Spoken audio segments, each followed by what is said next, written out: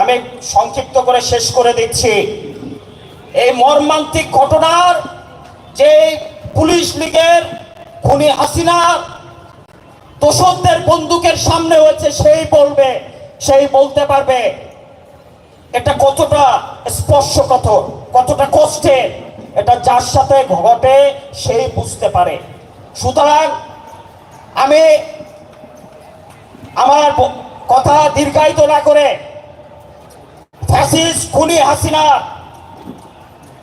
বিচার বাংলার মাটিতে দৃশ্যমানভাবে বাস্তবায়িত হবে এই প্রত্যাশা ব্যক্ত করে, এবং আগামীর বাংলাদেশ হবে তারুণ্যের অহংকার জনাব দেশনায়ক তারেক রহমানের বাংলাদেশ, বিএনপির বাংলাদেশ, দেশনেত্রী গণতন্ত্রের মা জননী বেগম খালেদা জিয়ার বাংলাদেশ, বাংলাদেশ জাতীয়তাবাদী সামাজিক সাংস্কৃতিক সংস্থা জাসাস জিন্দাবাদ, বিএনপি জিন্দাবাদ।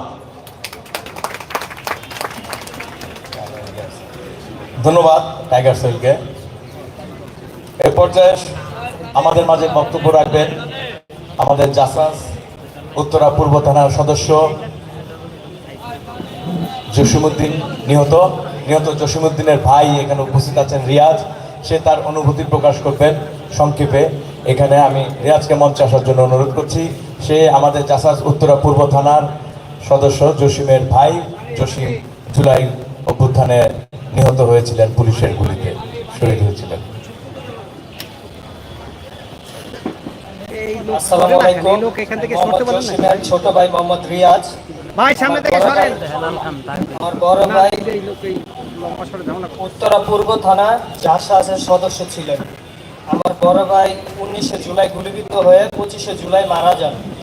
বিনা চিকিৎসায় অবহেলিতভাবে মারা যায়। আমরা বর্তমানে পারিবারিকভাবে অনেক আর্থিক ক্ষতিগ্রস্ত। সবার কাছে আমার বড় ভাইয়ের জন্য বোঝাচ্ছি। আল্লাহ হাফেজ। আছি তোমার ফ্যামিলির সাথে।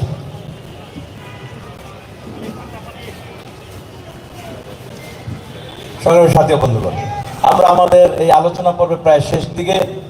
এ পর্যায়ে বক্তব্য নিয়ে আসছেন আজকের এই অনুষ্ঠানের প্রধান অতিথি, বাংলাদেশ সরকারের সাবেক মন্ত্রী, বাংলাদেশ জাতীয়তাবাদী দলের জাতীয় স্থায়ী কমিটির অন্যতম সদস্য বাবু গশ্বর চন্দ্র রায়। তার বক্তব্য নিয়ে আসছেন বাবু গশ্বর চন্দ্র রায়।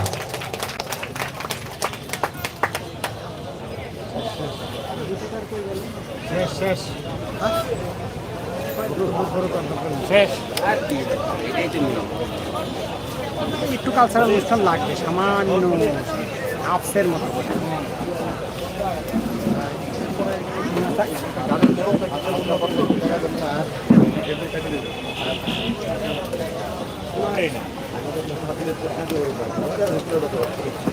বাংলাদেশ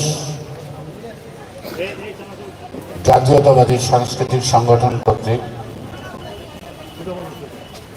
আয়োজিত স্মৃতিবিজড়িত এই শহীদ মিনার প্রাঙ্গণে অনুষ্ঠিত জুলাই আগস্ট গণঅভ্যুত্থানের শহীদদের স্মরণে এবং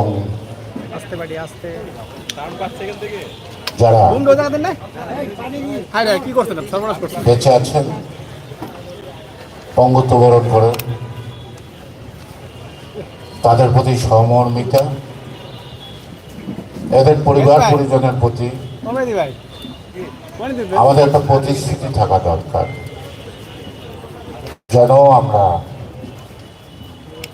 যারা শহীদ হয়েছেন, যারা পঙ্গু হয়েছেন, তাদের পরিবারগুলির প্রতি আমরা যত্নবান থাকি। তাদের আত্মত্যাগ, এই আত্মত্যাগে আমরা যথাযথ যেন মূল্য দেই। আমরা যেন তাদের নামকে বিক্রি করে নিজেদেরকে সমৃদ্ধ করার চেষ্টা না করি। যার যেটা প্রাপ্য তাকে যেন সেটা দিতে আমাদের মধ্যে কোনো কৃপণতা না থাকে। হতে পারে রাজনৈতিক মত